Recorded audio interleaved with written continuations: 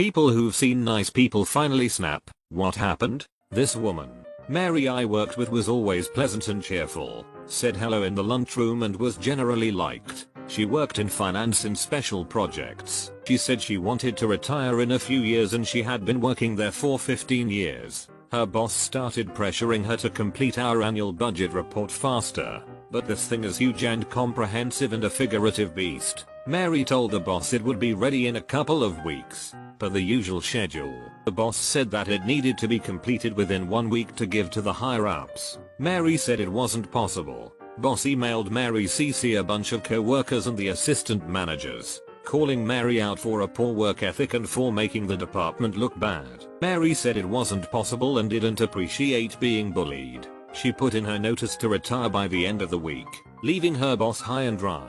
She was the only one who could do the budget report in a timely manner, so the department was double F'd. Good for her. She was an assistant manager and was known for being soft-spoken. At a manager meeting, one of the general managers, who was known for being a total jackass to everyone, was going off on how every store should be run. Well, she snapped, "You have the highest turnover rate out of any store in the district. You can't keep employees for more than 6 months before they just quit, all saying you were the problem. Maybe you should take that advice you're giving us and use it on yourself." My best friend had lost his mom to murder a few months prior when we were in the 10th grade. Somehow he had pulled himself together just enough to start going back to school. I don't know how he handled it with being an only child and growing up without a father. His mom was all he had, a kid that thought he was popular that got on everyone's nerves. Cracked wise to my friend's face about his mom's death. What he said isn't exactly sure. My friend threw him on the ground and punched him in the face multiple times. The end result was a broken nose, a broken left orbital, and my friend got kicked out of school. We were very grateful he taught him a lesson, but saddened it had to come at such a high cost. A long time ago, I used to do call center tech support for fairly complex issues. A really nice, quiet guy went through the same training class. He talked if you talked to him, but never went out of his way to chat. Right after training, the call center changes a ton of stuff. We start getting squeezed on the amount of time we can do documentation, how much research time we have, just metrics in general. It was utter bullsh, because the favorites got to go on smoke breaks as often as they wanted with the managers. We'd essentially be punished for that because we had to keep the average numbers in a certain area. He did all the right things, talked to his manager, talked to their manager, then to HR. It kept getting worse, plus enforced overtime. Then he got a super long call. He was on it at least 2 hours, about a complex issue, and the customer was just straight up abusing him, but he had to take it because the managers wouldn't give permission for him to hang up, and they were basically screaming at him to resolve this issue and get to his next call. But we couldn't end calls. The customer had to. One day he just stood up, stepped onto his chair, then onto his desk, threw his headset on the desk and sort of growled something like "F this," quietly. He looked around, staring people in the face, especially the people who took those long breaks and the managers. Then he walked out and no one ever saw him again. Everyone was super quiet and afraid to move or say much of anything. Guy I'd worked with for about 10 years. Never could get ahead at work. Wasn't bad but just didn't really excel. He was always kind, always ready to laugh and crack a joke. Never saw or heard him be mean. But apparently him and his wife were having some trouble, though I'd not heard him talk about it much. But one day while his youngest was out at church with a family member, he flipped out and shot his wife then himself. In middle school, my 6'2" gentle giant friend, who is literally the nicest guy you'd ever meet, got teased about his mom by some short popular kid. My friend no hesitation picked him up by his shirt and slammed him against the locker at our level and said, "Never talk about my mom like that." One of my favorite memories of him. An acquaintance of mine, Daryl, was always a quiet kid that bothered nobody, given that he was 6 feet 5 inches and 250 pounds. He played football and was generally respected and liked. One day in Spanish class, the class clown was making his usual rounds talking until he got to this one girl, Ellie. He never really made fun of people of the other 6, so everyone around him was telling him to F off. But he kept going and finally got to the birthmark on her neck that was very large and dark red. He told her that it dropped her a few numbers down. At this point just about everyone and their grandma in the class was standing up about to rush him, save for Daryl and a few others, until Daryl got up, waltzed over to the class clown, picked him up by his hair and said, and I quote, "If you don't shut the F right now I am going to put you through that effing wall." Points to the nearest wall. He dropped the clown and walked away. A few seconds later, with his band of merry men behind him, the clown tries to jump Daryl in the middle of the class. Daryl then proceeds to elbow him across the room, run over, pick him up by the shoulder, and put his hand through the drywall right next to the clown's head. Security by this point was called and both Daryl and the clown were arrested, with both only getting off with fines for damages. Every day, the spackle patch where the hole used to be humbles me every day.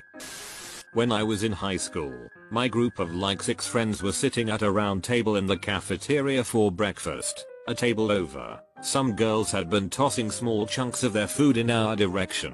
My one friend, M, wore her hair in an unusual, spiked up style. I guess the girls at the table were trying land food in her hair while cackling to themselves. Cue my quiet, sweet, introverted friend, K, getting so angry I swear steam was coming out of her ears. One of the girls had thrown a decent sized piece of her egg patty at us. It landed on the floor near K's foot. K proceeded to step on the egg patty, pick it up off the ground, walk over to the table of bullies, and shove the egg directly into the mouth of the one who had thrown it. This was such an amazing moment in my high school memory. I couldn't believe what I was seeing, as K was the last person I would have expected to do that. Of course she did get in trouble, but she didn't regret it one bit.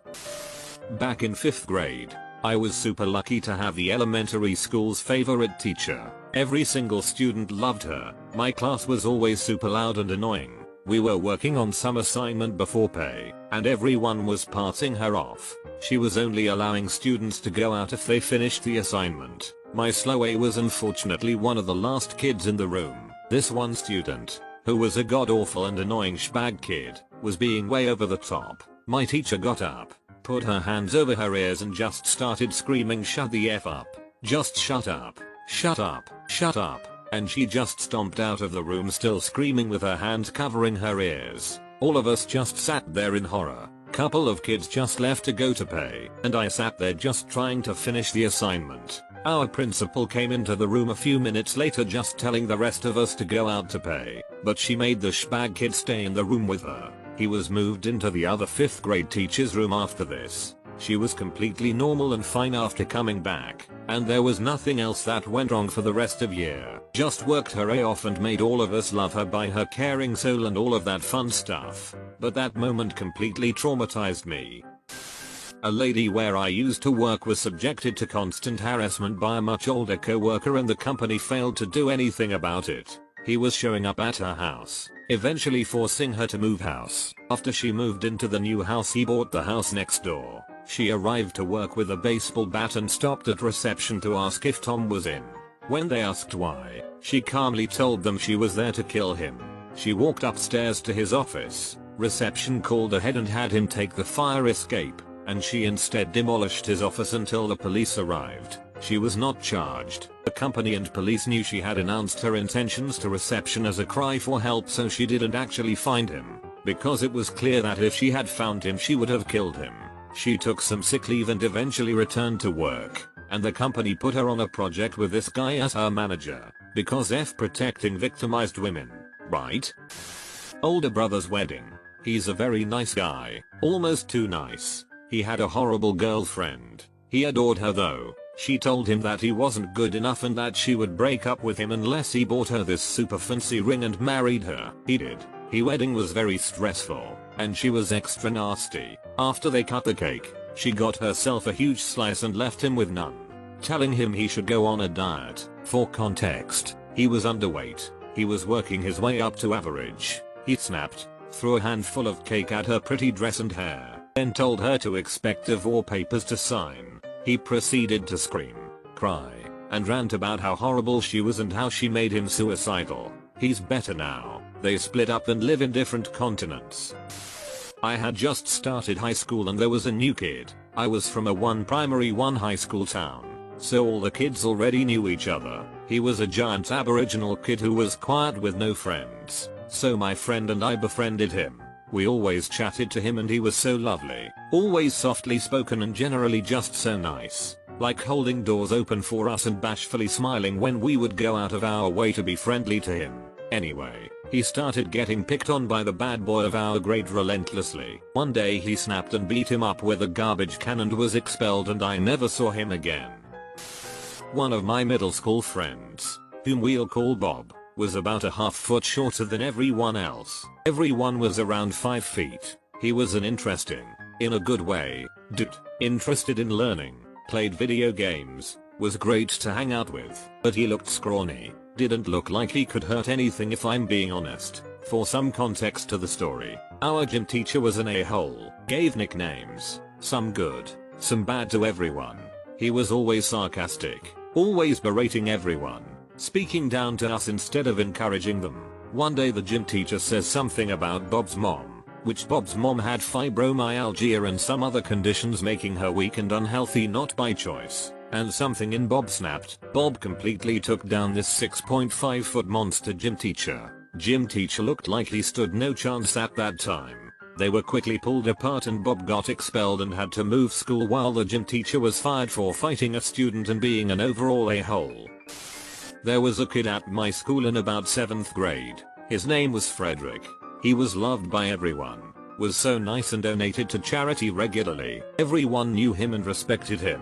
One day a new kid came to our school. We'll name him Josh. Josh was a big douche. He hit people, pushed them around, threw food at people during lunch. Just honesty a big A. Well, one day he decided to pick on Fred by doing his normal and Frederick just went ballistic, punching, screaming, kicking.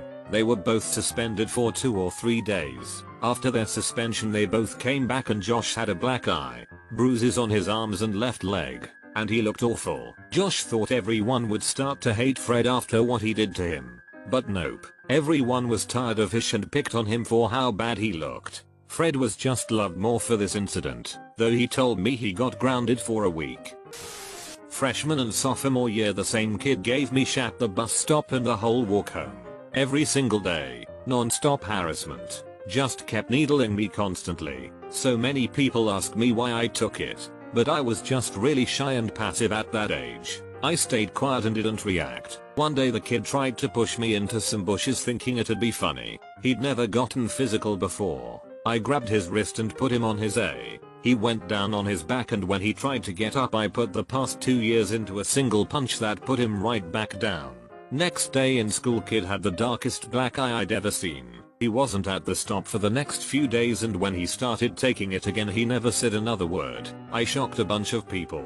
But turns out lots of other kids hated this guy and were jealous I gave him what he had coming. It did a lot of good for me and the positive reaction kind of helped me come out of my shell.